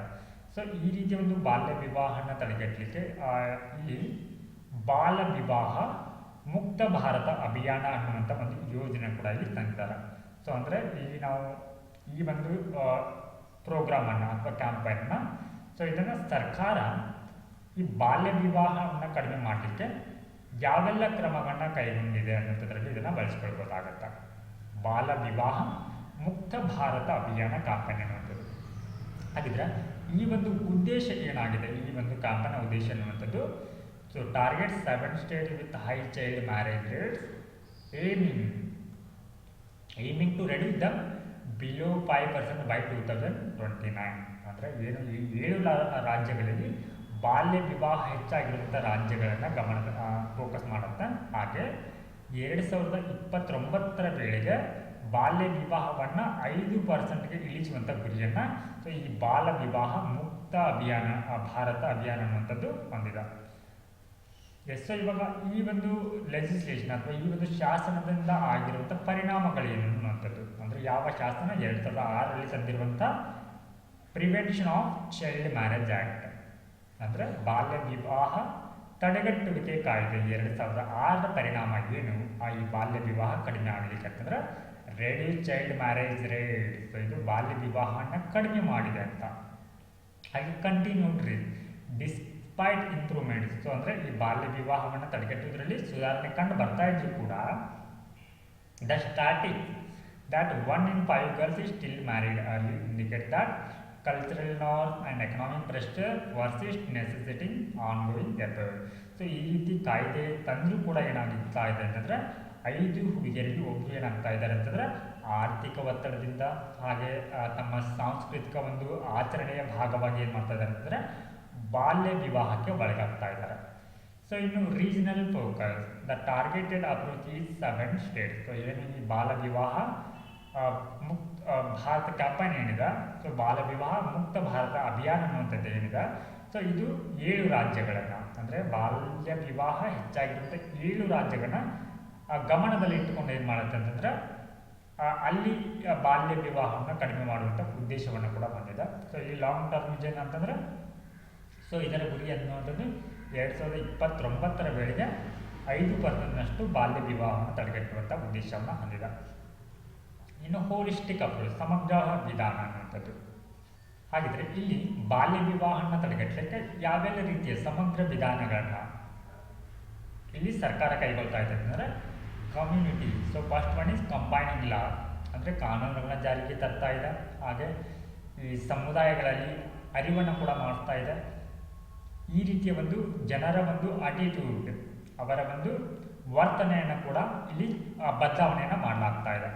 So next monitoring and reporting, ಬಾಲ್ಯ ವಿವಾಹವನ್ನು ಸೊ ಇಲ್ಲಿ ಪರಿವೀಕ್ಷಣೆ ಮತ್ತು ವರದಿಯನ್ನು ಮಾಡುವುದರ ಕುರಿತು the launch of the child marriage free Bharat so ಅನ್ನುವಂಥ ಒಂದು ಪೋರ್ಟಲ್ನ ಜಾರಿಗೆ ತಂದಿದ್ದಾರೆ. Very important. ಮತ್ತು ಯಾವೆಲ್ಲ ಒಂದು ಇನಿಷಿಯೇಟಿವ್ನ ಅಥವಾ ಮೀಜರ್ನ ಸರ್ಕಾರ ಕೈಗೊಂಡಿದೆ ಅಂತಂದರೆ ಇಲ್ಲಿ measure child marriage free Bharat portal. So ಇದರಲ್ಲಿ ಏನು ಮಾಡಲಾಗತ್ತೆ, ಬಾಲ್ಯ ವಿವಾಹ ಅಂದರೆ ಈ ಪ್ರಾದೇಶಿಕವಾಗಿ ಸ್ಥಳೀಯ ಮಟ್ಟದಲ್ಲಿ ಯಾವ ರೀತಿ ಬಾಲ್ಯ ವಿವಾಹ ಅನ್ನುವಂಥದ್ದು ಇದೆ ಅನ್ನುವಂಥದ್ದನ್ನು ಕೂಡ ಇಲ್ಲಿ ಏನು ಮಾಡಲಾಗುತ್ತೆ, ಈ ಒಂದು ಪೋರ್ಟಲ್ ಅಡಿಯಲ್ಲಿ ದಾಖಲೆಗಳು ಸಿಗತ್ತೆ. ಇನ್ನು ಜಾಗತಿಕವಾಗಿ ನೋಡೋದಾದರೆ so India's progress contributes to the global decline in child marriage showcasing its role as a leader in South Asia. So ಇಲ್ಲಿ ದಕ್ಷಿಣ ಏಷ್ಯಾದಲ್ಲಿ ಭಾರತದಲ್ಲಿ ಏನಾಗ್ತದೆ, ವಿಶೇಷವಾಗಿ ಬಾಲ್ಯ ವಿವಾಹ ಅನ್ನುವಂಥದ್ದು ಕಡಿಮೆ ಆಗ್ತಾ ಇದೆ. ಸೊ ನಾವು let us move on to the next topic, schooling in India in times of poor inequality. Yes, so ಈ ಒಂದು ಟಾಪಿಕ್ ಅಥವಾ ಈ ಒಂದು ಆರ್ಟಿಕಲಲ್ಲಿ ಏನನ್ನು ಡಿಸ್ಕಸ್ ಮಾಡಿದ್ದಾರೆ ಅಂತಂದರೆ ಈ ಏರ್ ಪೊಲ್ಯೂಷನ್ನಿಂದ ಶಾಲೆಗಳ ಮೇಲೆ ಅಂದರೆ ಸ್ಕೂಲ್ ಮೇಲೆ ಯಾವ ರೀತಿ ಪರಿಣಾಮವನ್ನು ಬೀರುತ್ತೆ ಅನ್ನುವಂಥದ್ದು. ಸೊ ಇತ್ತೀಚೆಗೆ ನೀವು ನೋಡಿರ್ಬೋದು, ದೆಹಲಿಯಲ್ಲಿ ಒಂದು ಗಾಳಿ ಗುಣಮಟ್ಟ ಅನ್ನುವಂಥದ್ದು ತುಂಬ ಹದಗೆಟ್ಟಿದೆ. ಸೊ ಅಲ್ಲಿ ಸಿವಿಯರ್ ಏರ್ ಪೊಲ್ಯೂಷನ್ ಅನ್ನುವಂಥದ್ದು ಆಗಿದೆ. ಸಿವಿಯರ್ ಏರ್ ಪೊಲ್ಯೂಷನ್ ಅಂದರೆ ಅಲ್ಲಿನ ಒಂದು ಗಾಳಿಯ ಗುಣಮಟ್ಟ ಅನ್ನುವಂಥದ್ದು so here crossed more than more than 450 ಕ್ರಾಸನ್ನು ಮಾಡಿದೆ, ಅಂದರೆ ಅಲ್ಲಿನ ಗಾಳಿಯ ಗುಣಮಟ್ಟ ತುಂಬ ಹದಗೆಟ್ಟಿದೆ ಅಂತ. ಹಾಗೆ ಇಲ್ಲಿನ ಗಾಳಿಯ ಏನು ಸಿವಿಯರ್ ಏರ್ ಪೊಲ್ಯೂಷನ್ ಆಗಿದೆ ದೆಹಲಿಯಲ್ಲಿ, ಇದನ್ನು ಕಂಟ್ರೋಲ್ ಮಾಡಲಿಕ್ಕೆ ಇಲ್ಲಿ ಗ್ರೇಡೆಡ್ ರೆಸ್ಪಾನ್ಸ್ ಆ್ಯಕ್ಷನ್ ಪ್ಲಾನ್ನ ತರಲಾಗುತ್ತೆ. ಗ್ರೇಡೆಡ್ ರೆಸ್ಪಾನ್ಸ್ ಆ್ಯಕ್ಷನ್ ಪ್ಲಾನ್ನ. ಹಾಗಿದ್ರೆ ಈ ಒಂದು ಆ್ಯಕ್ಷನ್ ಪ್ಲಾನ್ನ ಯಾರು ಇಂಪ್ಲಿಮೆಂಟ್ ಮಾಡ್ತಾ ಇದ್ದಾರೆ ಅಂತಂದರೆ CAQM ಅನ್ನೋರು ಇದನ್ನು ಇಂಪ್ಲಿಮೆಂಟ್ ಮಾಡ್ತಾ ಇದ್ದಾರೆ. ಹಾಗಿದ್ರೆ ಈ ಆ್ಯಕ್ಷನ್ ಪ್ಲಾನ್ನ ಪ್ರೊವಿಷನ್ಗಳೇನಾಗಿದೆ ಅನ್ನೋದು ಪ್ರೊವಿಷನ್. ಸೊ ಇಲ್ಲಿ ಏನು ಮಾಡಲಾಗುತ್ತೆ, ಕನ್ಸ್ಟ್ರಕ್ಟ್ ಆಕ್ಟಿವಿಟಿನ ಸಂಪೂರ್ಣವಾಗಿ ಇಲ್ಲಿ ಬ್ಯಾನ್ನ ಮಾಡಿದ್ದಾರೆ. Complete ban of construction, ban on construction. ಅಂದರೆ ಏನಾಗ್ತಾ ಇದೆ ಅಂದರೆ ಅಲ್ಲಿನ ಕಟ್ಟಡಗಳನ್ನ ನೆಲಸಮ ಮಾಡೋದಾಗಿರ್ಬೋದು ಅಥವಾ ಹೊಸ ಕಟ್ಟಡಗಳನ್ನ ಕಟ್ಟುವಂಥ ಸಂದರ್ಭದಲ್ಲಿ ಧೂಳಿನ ಪ್ರಮಾಣ ಅನ್ನುವಂಥದ್ದು ಹೆಚ್ಚಾಗ್ತಾ ಇದೆ. ಸೊ ಹೀಗಾಗಿ ಅದನ್ನು ಬ್ಯಾನ್ ಮಾಡಿದ್ದಾರೆ. ಹಾಗೆ ಆಡ್ ಆ್ಯಂಡ್ ಸಮ ಮತ್ತು ಬೆಸ ಸಂಖ್ಯೆ ವಾಹನಗಳನ್ನ, ಈವನ್ ನಂಬರ್, ಅಂದರೆ ನಂಬರ್ ಪ್ಲೇಟ್ ಇರುತ್ತೆ, ಅಲ್ಲಿ ಆಡ್ ಇರುವಂಥ ವೆಹಿಕಲ್ಗಳನ್ನ ಬಂದಿದ್ದನ್ನ ಮಾತ್ರ ನೀವು ಏನು ಮಾಡ್ಬೋದು, ಬಳಸಬಹುದು. ಅದಾದ ನಂತರ ಇವನ್ ನಂಬರ್ ಇರುವಂಥ ವೆಹಿಕಲ್ಗಳನ್ನ ಬಳಸಬೇಕಾಗತ್ತೆ ಅಂತ. So next one work from home. So next one online education. ಈ ರೀತಿಯ ಒಂದು ಪ್ರೊವಿಷನ್ಗಳನ್ನ ಸೊ ಈ ಒಂದು ಆ್ಯಕ್ಷನ್ ಪ್ಲಾನ್ ಅನ್ನುವಂಥದ್ದು ಹೊಂದಿದೆ. ಸೊ ಇವಾಗ ನಾವು ಈ ಒಂದು ಆರ್ಟಿಕಲ್ ಬಗ್ಗೆ ಇನ್ ಡೀಟೇಲ್ ಆಗಿ ಚರ್ಚೆಯನ್ನು ಮಾಡ್ತಾ ಹೋಗೋಣ. Schooling in India in times of poor air quality. So ಅಂದರೆ ಇದನ್ನು ನಾವು ಈ ಎನ್ವಿರಾನ್ಮೆಂಟಲ್ ಇಂಪ್ಯಾಕ್ಟ್, ಪರಿಸರದ ಮೇಲಿನ ಪರಿಣಾಮ ಅಥವಾ ಪರಿಸರ ಮಾಲಿನ್ಯ ಅನ್ನುವಂಥದ್ದು ಶಾಲೆಗಳ ಮೇಲೆ ಯಾವ ರೀತಿ ಪರಿಣಾಮವನ್ನು ಬೀರುತ್ತೆ ಅನ್ನೋದರಲ್ಲಿ ಇದನ್ನು ನಾವಿಲ್ಲಿ ಸ್ಟಡಿ ಮಾಡ್ಬೋದಾಗತ್ತೆ. So in mid November 2024 Delhi schools switch to online classes due to poor air quality. So ಅಲ್ಲಿನ ಒಂದು ಕಳಪೆ ವಾಯು ಗುಣಮಟ್ಟದ ಕಾರಣವಾಗಿ ಈ ನವೆಂಬರ್ ಮಧ್ಯಂತರದಲ್ಲಿ ಏನು ಮಾಡಿದ್ದಾರೆ ಅಂದರೆ ಈ ಶಾಲೆಗಳನ್ನ ಬಂದ್ ಮಾಡಿ, ಸೊ ಇಲ್ಲಿ ಆ ಶಾಲೆಗಳನ್ನ ಇವಾಗ ಆನ್ಲೈನ್ ಕ್ಲಾಸಸ್ ಮುಖಾಂತರ ಇಲ್ಲಿ ಮಾಡಲಾಗ್ತಾ ಇದೆ. So why protecting children from pollution is crucial. The impact of online learning on education and nutrition is significant. So ಇಲ್ಲಿ ಮಕ್ಕಳ ಒಂದು ಆರೋಗ್ಯವನ್ನು ಗಮನದಲ್ಲಿ ಇಟ್ಕೊಂಡು ಏನು ಮಾಡ್ತಾ ಇದ್ದಾರೆ ಅಂದರೆ ಇವಾಗ ಶಾಲೆಗಳನ್ನ ಆಫ್ಲೈನ್ ಕ್ಲಾಸಸ್ಗಳನ್ನ ಬಂದ್ ಮಾಡಿ ಆನ್ಲೈನ್ ಕ್ಲಾಸ್ಗಳಿಗೆ ಮೊರೆಯನ್ನು ಹೋಗಿದ್ದಾರೆ. So with limited days of good air quality and the ineffectiveness of blanket mask mandate, science based approach is needed to keep schools functional by ensuring children's health. So ಇಲ್ಲಿ ಮಕ್ಕಳ ಒಂದು ಆರೋಗ್ಯವನ್ನು ಗಮನದಲ್ಲಿ ಇಟ್ಕೊಂಡು ಈ ಶಾಲೆಗಳ ಆರಂಭವನ್ನು ಮಾಡಲಿಕ್ಕಾದ್ರೆ ಸೊ ಇಲ್ಲಿ ಅವರಿಗೆ ಮಾಸ್ಕನ್ನು ಕೂಡ ಸೊ ಇಲ್ಲಿ ಕಡ್ಡಾಯಗೊಳಿಸಬೇಕಾಗಿದೆ.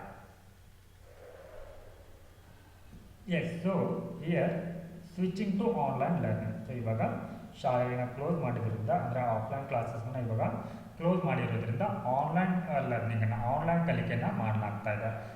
The decision to move classes online may exacerbate learning loss and nutritional issues. Yes, so ಇಲ್ಲಿ ಆನ್ಲೈನ್ ಕ್ಲಾಸ್ಗಳಿಂದ ಆಗುವಂಥ ದುಷ್ಪರಿಣಾಮಗಳ ಬಗ್ಗೆ ಕೊಟ್ಟಿದ್ದಾರೆ. ದುಷ್ಪರಿಣಾಮಗಳು ಎಸ್, ಸೊ ಏನಾಗುತ್ತೆ ಮಕ್ಕಳ ಕಲಿಕಾ ಒಂದು ಸಾಮರ್ಥ್ಯ ಏನಾಗುತ್ತೆ, ಲರ್ನಿಂಗ್ ಅನ್ನೋದು ಲಾಸ್ ಆಗುತ್ತೆ. ಹಾಗೆ ಅವರಲ್ಲಿ ಅಪೌಷ್ಟಿಕತೆ. ಸೊ ಇಲ್ಲಿ ಶಾಲೆಗಳಲ್ಲಿ ಏನು ಮಾಡ್ತಾ ಇದ್ದಾರೆ ಅಂದರೆ ಮಧ್ಯಾಹ್ನದ ಬಿಸಿ ಯೋಜನೆ ಮೂಲಕ ಪೌಷ್ಟಿಕಾಂಶಯುಕ್ತ ಆಹಾರವನ್ನು ನೀಡ್ತಾ ಇದ್ದಾರೆ. ಸೊ ಮಕ್ಕಳು ಈ ಪೌಷ್ಟಿಕತೆಯಿಂದ ವಂಚಿತರಾಗಿ ಏನಾಗ್ತಾರೆ ಅಂದರೆ ನ್ಯೂಟ್ರಿಷನ್ ಇಶ್ಯೂನ ಫೇಸನ್ನು ಮಾಡ್ತಾರೆ. ಸೊ ಹೀಗಾಗಿ suggesting a need for alternative solution that prioritize in person education while addressing equality. So ಹೀಗಾಗಿ ಪರ್ಯಾಯ ಮಾರ್ಗವನ್ನು, ಈ ಆನ್ಲೈನ್ ಕ್ಲಾಸ್ಗೆ ಪರ್ಯಾಯ ಮಾರ್ಗವನ್ನು ಇವಾಗ ಕಂಡುಕೊಳ್ಬೇಕಾಗಿದೆ. So understanding AQI, air quality index impact. So ಈ ಗಾಳಿ ಗುಣಮಟ್ಟದ ಪರಿಣಾಮಗಳು ಅದು ಯಾವ ರೀತಿ ಪರಿಣಾಮವನ್ನು ಬೀರುತ್ತೆ ಅನ್ನೋದನ್ನು ತಿಳಿದುಕೊಳ್ಬೇಕಾಗತ್ತೆ. Poor air quality is harmful at any level above good AQI 50. Yet many schools operate under the flawed assumption that only severe condition warrant action, normalizing harmful pollution. So ಇಲ್ಲಿ ಗಾಳಿಯ ಗುಣಮಟ್ಟ ಅತಿ ತೀವ್ರವಾಗಿ ಹದಗೆಟ್ಟರು ಕೂಡ ಏನು ಮಾಡ್ತಾ ಇದ್ದಾರೆ ಕೆಲವೊಂದು ಸ್ಕೂಲ್ಗಳು, ಅವರು ಆ ಒಂದು ರೀಜನಲ್ಲಿ ಶಾಲೆಗಳನ್ನ ಆಫ್ಲೈನ್ ಸ್ಕೂಲ್ಗಳನ್ನ ಕೂಡ ಇಲ್ಲಿ ರನ್ನನ್ನು ಮಾಡ್ತಾ ಇದ್ದಾರೆ. So next one air quality in schools versus homes. So ಮನೆಗಳಲ್ಲಿನ ಗಾಳಿಯ ಗುಣಮಟ್ಟ ಮತ್ತು ಶಾಲೆಯ ಒಂದು ಪ್ರದೇಶದಲ್ಲಿ ಇರುವಂಥ ಗಾಳಿ ಗುಣಮಟ್ಟಕ್ಕೆ ಸಂಬಂಧಪಟ್ಟಂತೆ ಯಾವ ರೀತಿ ಡಿಫ್ರೆನ್ಸ್ ಅನ್ನೋದು ಬರುತ್ತೆ. So many schools May provide a healthier environment than home. So ಅಲ್ಲಿ ಮನೆಗೆ ಕಂಪೇರ್ ಮಾಡಿದರೆ ಶಾಲೆಗಳಲ್ಲಿ ಒಂದು ಅಂದರೆ ಹೆಚ್ಚಿನ ಒಂದು ಶುದ್ಧ ವಾತಾವರಣ ಇರುತ್ತೆ ಅಂತ. So particularly for underprivileged children emphasising the need to be keep in school open. So ಏನು ಇವಾಗ ಅವಕಾಶ ವಂಚಿತ ಜನರು ಏನಿರ್ತಾರೆ ಅಥವಾ ದುರ್ಬಲ ಜನರು ಏನಿರ್ತಾರೆ ಅಥವಾ ಬಡವರು ಏನಿರ್ತಾರೆ ಅವರಿಗೆ ಹೆಚ್ಚಾಗಿ ಇವಾಗ ಆ ಶಾಲೆಗಳು ತೆರೆದಿರುವುದು ಏನಾಗುತ್ತೆ ಬಹುಮುಖ್ಯವಾಗಿ ಅವರಿಗೆ ಅನುಕೂಲವಾಗುತ್ತೆ. ಸೊ ಇಲ್ಲಿ risk off screen time, so ಅಂದರೆ ಇಲ್ಲಿ ಆನ್ಲೈನ್ ತರಗತಿಗೆ ಹೋಗೋದ್ರಿಂದ ಏನಾಗುತ್ತೆ ಅಂದರೆ ಅವರು ಪ್ರತಿ ಬಾರಿ ಇವಾಗ ಮೊಬೈಲ್ ಮುಚ್ಚಿಕೊಂಡು ಇರಬೇಕಾಗುತ್ತೆ ತಮ್ಮ ಆನ್ಲೈನ್ ಕಲಿಕೆಗಳಿಗಾಗಿ. ಸೊ ಹೀಗಾಗಿ ಇದು ಮಕ್ಕಳ ಒಂದು ಆರೋಗ್ಯದ ಮೇಲೆ ಏನಾಗುತ್ತೆ ಪರಿಣಾಮವನ್ನು ಕೂಡ ಬೀರುತ್ತೆ. ಸೊ ಹೀಗಾಗಿ ಏನು ಮಾಡಿದ್ದಾರೆ ಅಂತಂದರೆ ಆ ಶಾಲೆಗಳಿರುವಾಗ ಮಾಸ್ಕನ್ನು ಕೂಡ ಕಡ್ಡಾಯವನ್ನು ಮಾಡಿದ್ದಾರೆ. ಸೊ ಇದರೊಟ್ಟಿಗೆ focus on functional school. So ಈ ಶಾಲೆಗಳ ಒಂದು ಕಾರ್ಯನಿರ್ವಹಣೆಯ ಮೇಲೆ ಕೂಡ ಏನು ಮಾಡಲಾಗ್ತಾ ಇದೆ ಅಂತಂದರೆ ಈ ಆನ್ಲೈನ್ ಲರ್ನಿಂಗ್ ಜೊತೆಗೆ ಇಲ್ಲಿ ಗಮನವನ್ನು ನೀಡಬೇಕಾಗತ್ತೆ. ಸೊ ನಾವು let us move to the next topic, Constitution Day. So ಇದು ಏನಕ್ಕೆ ನ್ಯೂಸಲ್ಲಿ ಇದೆ ಅಂತಂದರೆ ಈ news president to address joint sitting of both houses of parliament. So ಇಲ್ಲಿ ಸಂವಿಧಾನವನ್ನು ಅಡಾಪ್ಟ್ ಮಾಡಿಕೊಂಡು ಸೊ 2000 ಅಂದರೆ 26 ನವಂಬರ್ 1914 ಏನು ಮಾಡ್ಕೊಳ್ಳಾಗತ್ತೆ ಸಂವಿಧಾನವನ್ನು ಅಡಾಪ್ಟ್ ಮಾಡಿಕೊಳ್ಳಲಾಗತ್ತೆ. ಅಂದರೆ ಇವಾಗ 26 ನವಂಬರ್ 2024 ಏನಾಗಿದೆ ಅಂದರೆ ಈ ಸಂವಿಧಾನವನ್ನು ಅಡಾಪ್ಟ್ ಮಾಡಿಕೊಂಡು 75 ವರ್ಷಗಳು ಸಂದಿವೆ. ಸೊ ಈ ಹಿನ್ನೆಲೆಯಲ್ಲಿ ಎರಡೂ ಸದನಗಳು ಏನು ಮಾಡಿದೆ ಅಂದರೆ ಈ ಜಾಯಿಂಟ್ ಸಿಟ್ಟಿಂಗ್ಗೆ ಇಲ್ಲಿ ಒಪ್ಕೊಂಡಿದೆ, ಜಂಟಿ ಸದನವನ್ನು ಆಯೋಜನೆಯನ್ನು ಮಾಡಿದೆ. ಸೊ ಇದನ್ನು ಉದ್ದೇಶಿಸಿ ರಾಷ್ಟ್ರಪತಿಗಳು ಇಲ್ಲಿ ಅದನ್ನು ಮಾತನಾಡಿದ್ದಾರೆ ಆ ಒಂದು ಸಂದರ್ಭದಲ್ಲಿ. ಸೊ ಹೀಗಾಗಿ ನಾವಿಲ್ಲಿ ಇದರ ಬಗ್ಗೆ ನೋಡೋಣ. So it is also known as ಸಂವಿಧಾನ ದಿವಸ. ಕಾನ್ಸ್ಟಿಟ್ಯೂಷನಲ್ ಡೇನ ನಾವು ಹಿಂದಿಯಲ್ಲಿ ಸಂವಿಧಾನ ದಿವಸ ಅಂತ ಕೂಡ ಕರಿತೀವಿ. ಹಾಗೆ ಸೊ ಇದನ್ನು ಪ್ರತಿ ವರ್ಷ 26 ನವಂಬರ್ ಆಚರಣೆಯನ್ನು ಮಾಡಲಾಗುತ್ತೆ. ಯಾಕಂದರೆ ಈ ಒಂದು ದಿನದಂದು ಅಂದರೆ ಈ 26 ನವಂಬರ್ 1949 ಏನು ಮಾಡಲಾಗುತ್ತೆ ಸಂವಿಧಾನವನ್ನು ಕಾನ್ಸ್ಟಿಟ್ಯೂಷನ್ ಆಫ್ ಇಂಡಿಯಾವನ್ನು ಏನು ಮಾಡಲಾಗುತ್ತೆ ಅಡಾಪ್ಟ್ ಮಾಡಿಕೊಳ್ಳಲಾಗುತ್ತೆ. So drafted under doctor B.R. Ambedkar's leadership, the constitution aim to ensure justice, liberty, equality, fraternity for all Indian citizen. So ಈ ಸಂವಿಧಾನದ ಕರಡನ್ನು ಯಾರು ಅವಾಗ ಇಲ್ಲಿ ರಚನೆಯನ್ನು ಮಾಡಿರ್ತಾರೆ ಅಂಬೇಡ್ಕರ್ ಅವರು.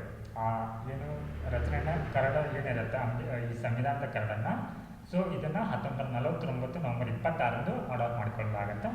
ಸೊ ಈ ಸಂವಿಧಾನ ಉದ್ದೇಶ ಏನಾಗಿದೆ ಅಂತಂದರೆ ಎಲ್ಲರಿಗೂ ದೇಶದ ಎಲ್ಲ ನಾಗರಿಕರಿಗೂ ಅಥವಾ ಪ್ರಜೆಗಳಿಗೆ ಕೂಡ ಸೊ ಇಲ್ಲಿ ನ್ಯಾಯವನ್ನು, ಸ್ವಾತಂತ್ರ್ಯವನ್ನು, ಸಮಾನತೆಯನ್ನು ಮತ್ತು ಭಾತೃತ್ವವನ್ನು ಖಚಿತಪಡಿಸುವಂಥ ಉದ್ದೇಶವನ್ನು ಸಂವಿಧಾನ ಅನ್ನುವಂಥದ್ದು ಹೊಂದಿದೆ.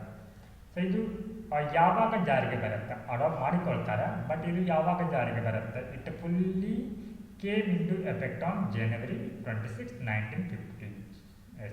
ಜನವರಿ 26, 1950 ಏನಾಗುತ್ತೆ ಅಂದರೆ ಇದು ಕಾರ್ಯರೂಪಕ್ಕೆ ಬರುತ್ತೆ. ಸೊ ಇದನ್ನು ನಾವು when India become a republic. So ಈ ಒಂದು ಡೇನನ್ನು ನಾವು ರಿಪಬ್ಲಿಕ್ ಡೇ ಆಗಿ ಕೂಡ ಸೆಲೆಬ್ರೇಟನ್ನು ಮಾಡ್ತಾ ಇದ್ದೀವಿ. So before this the day was celebrate law day.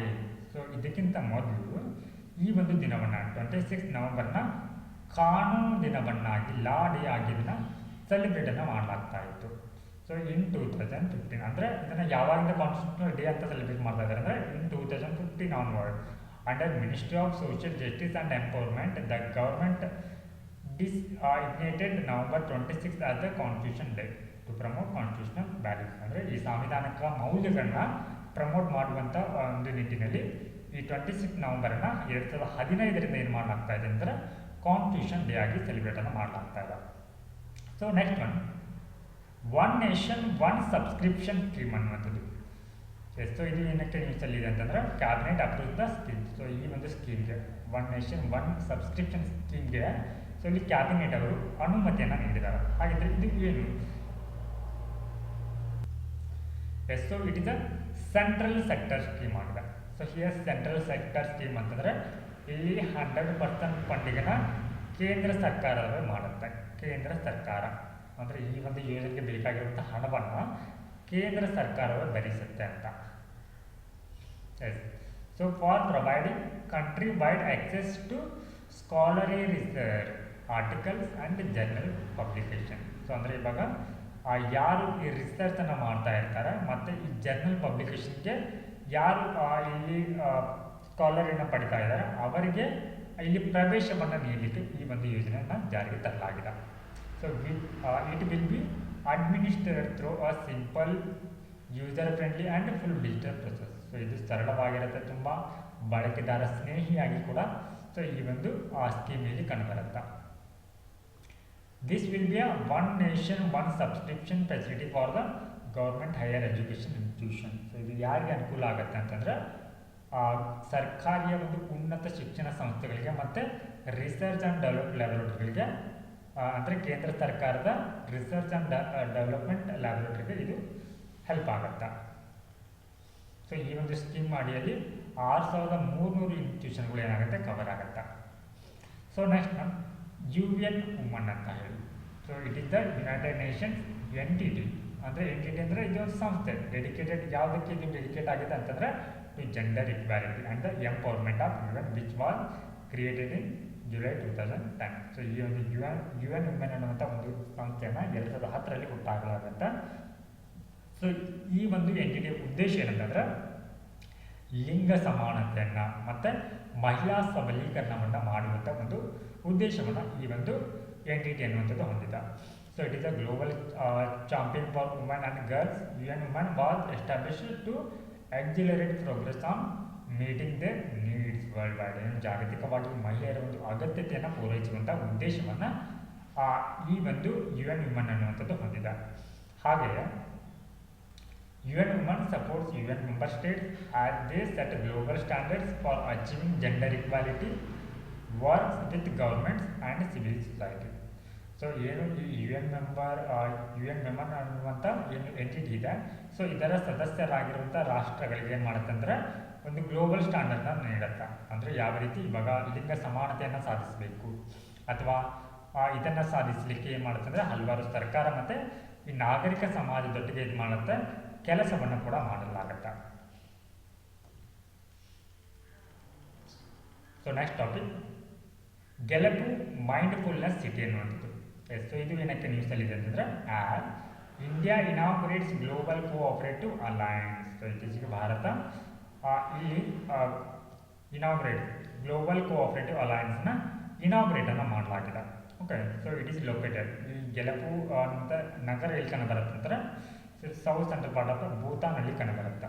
Okay, so ಈ ಭೂತಾನಲ್ಲಿ ಇದು 2500 ಸ್ಕ್ವೇರ್ ಕಿಲೋಮೀಟರ್ ವ್ಯಾಪ್ತಿಯನ್ನು ಹೊಂದಿರುವಂಥ ಒಂದು ನಗರವಾಗಿದೆ. ಅಂದರೆ ಇದು ಸಿಂಗಪೂರ್ಗಿಂತನೂ ಕೂಡ ಏನಾಗಿದೆ ದೊಡ್ಡದಾಗಿದೆ. So it is on innovative urban development project.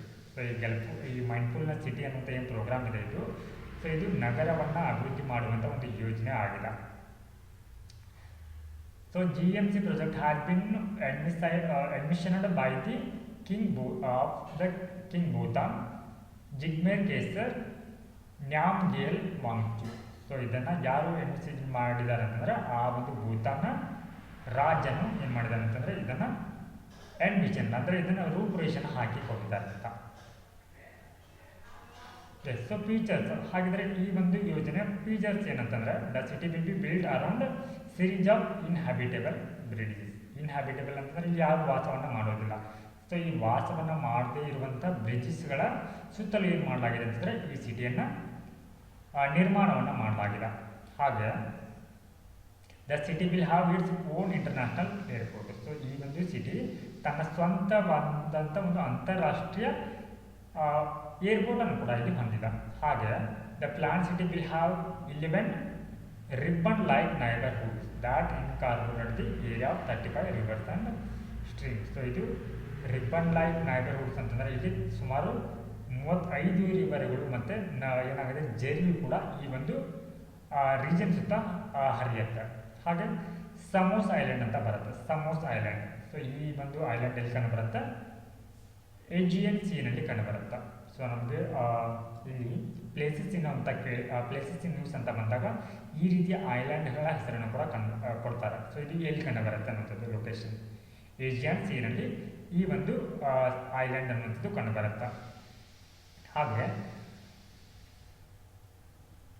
So it is characterised by steep mountain ranges. So ಆಳವಾದಂಥ ಅಥವಾ ಕಡಿದಾದಂತಹ ಮೌಂಟೇನ್ ಪರ್ವತಗಳು ಅಥವಾ ಪರ್ವತ ಸರಣಿಗಳು ಅನ್ನುವಂಥದ್ದು ಇಲ್ಲಿ ಕಂಡುಬರುತ್ತೆ. ಹಾಗೆ ಮೌಂಟ್ ಕ್ಯಾರೆಕ್ಟಸ್ ದ ಹೈಯೆಸ್ಟ್ ಪೀಕ್, ಅಂದರೆ ಈ ಒಂದು ಐಲ್ಯಾಂಡ್ನಲ್ಲಿ ಕಂಡುಬರುವಂಥ ಅತಿ ದೊಡ್ಡ ಶಿಖರ ಅಂತಂದರೆ ಮೌಂಟ್ ಕ್ಯಾರೆಕ್ಟಸ್ ಅನ್ನುವಂಥದ್ದು. ಸೊ ಈ ಒಂದು ಐಲ್ಯಾಂಡ್ನಲ್ಲಿ ಕಂಡುಬರುತ್ತೆ.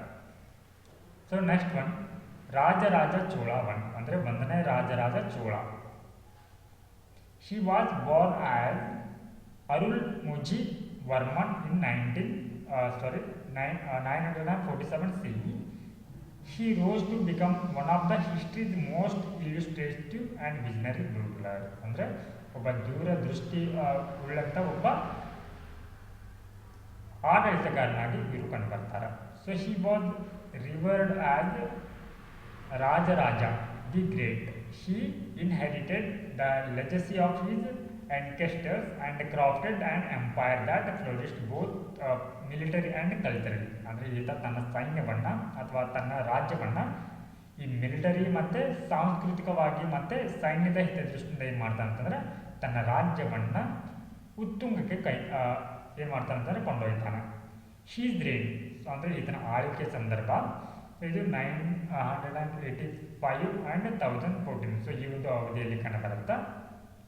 ಹಾಗೆ ಮಿಲಿಟರಿ ಕಾನ್ಕ್ವೆಸ್ಟ್ ಅಂದರೆ ಈ ಮಿಲಿಟರಿಯ ಒಂದು ದಿಗ್ವಿಜಯಗಳು ಏನು ಈ ರಾಜರಾಜ ಚೋಳ 1ನೇಯದ್ದು. ಓಕೆ, ಡ್ಯೂರಿಂಗ್ ಹೀಸ್ ರೇನ್ ಅಂದರೆ ಈತನ ಆಳ್ವಿಕೆಯ ಅವಧಿಯಲ್ಲಿ the Chola expanded beyond south India with their domain stretching from Sri Lanka in the south to Kalinga in the north. So ಈತನ ಆಳ್ವಿಕೆ ಅವಧಿಯಲ್ಲಿ ಈತನ ದಿಗ್ವಿಜಯ ಅಂತಂದರೆ ಇವರು ಆ ದಕ್ಷಿಣ ಭಾರತವನ್ನು ಮೀರಿ ಕೂಡ ಏನು ಮಾಡ್ತಾರೆ ಅಂದರೆ ಪ್ರಾಬಲ್ಯವನ್ನು ಸಾಧಿಸ್ತಾರೆ. ಸೊ ಇವರು ಉತ್ತರದಲ್ಲಿ ದಕ್ಷಿಣದಲ್ಲಿ ಶ್ರೀಲಂಕಾವನ್ನು ಮತ್ತು ಈ ದಕ್ಷಿಣದಲ್ಲಿ ಕಳಿಂಗದವರೆಗೆ ಇವರ ಒಂದು ಸಾಮ್ರಾಜ್ಯ ಅನ್ನುವಂಥದ್ದು ವಿಸ್ತರಣೆಯಾಗಿರ್ತ. ಹಾಗೆ he also launched several naval campaign. So ಈತ ಹಲವಾರು ಒಂದು ನೌಕಾ ಒಂದು ಕ್ಯಾಂಪೇನ್ ಕೂಡ ಇಲ್ಲಿ ಕೈಗೊಳ್ತಾನೆ. ಸೊ ಅದರಲ್ಲಿ capture Malabar coast as well as the Maldives and Sri Lanka. ಈ ಒಂದು ದಾಳಿಯ ಭಾಗವಾಗಿ ಈತ ಮಲಬಾರ್ ತೀರವನ್ನು ಮತ್ತು ಮಾಲ್ಡೀವ್ಸ್ ಮತ್ತು ಶ್ರೀಲಂಕಾವನ್ನು ಕೂಡ ಇಲ್ಲಿ ಮಾಡ್ತಾನೆ, ವಶಪಡಿಸಿಕೊಳ್ತಾನೆ. ಹಾಗಾದರೆ ಇವನಿಗೆ ಇರುವಂಥ ಬಿರುದುಗಳೇನು, ಟೈಟಲ್ಸ್ಗಳು ಏನು ಅಂತಂದರೆ ಆಫ್ಟರ್ ದ ಅಂದರೆ ಕೆಲವೊಂದಿಷ್ಟು ಪ್ರದೇಶಗಳನ್ನು ವಶಪಡಿಸಿಕೊಂಡ ನಂತರ ಅವರಿಗೆ ಒಂದು ರೀತಿ ಬಿರುದುಗಳನ್ನ ನೀಡಲಾಗತ್ತೆ. After the defeat of the Pandya by him. So ಅಂದರೆ ಪಾಂಡ್ಯರನ್ನು ಸೋಲಿಸಿದ ನಂತರ ಈತನಿಗೆ ಪಾಂಡ್ಯ ಕುಲಶನಿ ಅನ್ನುವಂಥ ಬಿರುದನ್ನು ನೀಡಲಾಗತ್ತೆ. He also adopted the title of Mummudi Chola ಅಂತಲೂ ಕೂಡ ಕರೀತಾರೆ. ಓಕೆ, ಸೊ ಇದರ ಅರ್ಥ the Chola who wear the 3 crowns, ಅಂದರೆ ಇಲ್ಲಿ 3 ಕಿರೀಟಗಳನ್ನ ಹೊಂದಿರುವಂಥ ಚೋಳರ ದೊರೆ ಅಂತ. ಹಾಗೆ ಇನ್ 1000 ಸೊ ಹಿಯರ್ 1010ರಲ್ಲಿ ಏನು ಮಾಡಲಾಗುತ್ತೆ, the Rajaraja build the Brihadeeswara temple in Thanjavur in dedicate to Lord Shiva. So ಇಲ್ಲಿ ಲಾರ್ಡ್ ಶಿವನಿಗೆ ಅರ್ಪಿತವಾಗಿರುವಂಥ ಈ ಬೃಹದೀಶ್ವರ ತಂಜಾವೂರು ಅಂದರೆ ತಮಿಳುನಾಡಿನಲ್ಲಿ, ಈ ತಮಿಳುನಾಡಿನಲ್ಲಿ ಬೃಹದೀಶ್ವರ ಟೆಂಪಲನ್ನು ರಾಜರಾಜ ಚೋಳ ಏನು ಮಾಡ್ತಾನೆ, ನಿರ್ಮಾಣವನ್ನು ಮಾಡ್ತಾನೆ. ಹಾಗೆ during his reaching the text of the Tamil poets, ಅಂದರೆ ಈತನ ಕಾಲದಲ್ಲಿ ಯಾವೆಲ್ಲ ಕವಿಗಳು ಕಂಡು ಬರ್ತಾರೆ ಅಂತಂದರೆ Appar, Sambandar and Sundarar were collected and edited into compilation called Tirumurai. ಅಂದರೆ ಈತನ ಅವಧಿಯಲ್ಲಿ ಏನು ಮಾಡಲಾಗುತ್ತೆ, ಹಲವಾರು ಒಂದು ಕಂಪೋಸಿಷನ್ ಏನು ಮಾಡಲಾಗುತ್ತೆ, ಕಂಪೈಲೇಷನ್ ಅಂದರೆ ಅವನ್ನು ಒಗ್ಗೂಡಿಸಲಾಗುತ್ತೆ, ಕ್ರೋಢೀಕರಣವನ್ನು ಮಾಡಿ ಅವುಗಳನ್ನ ತಿರುಮುರುಲ್ ಅಂತ ಕೂಡ ಕರೀತಾರೆ.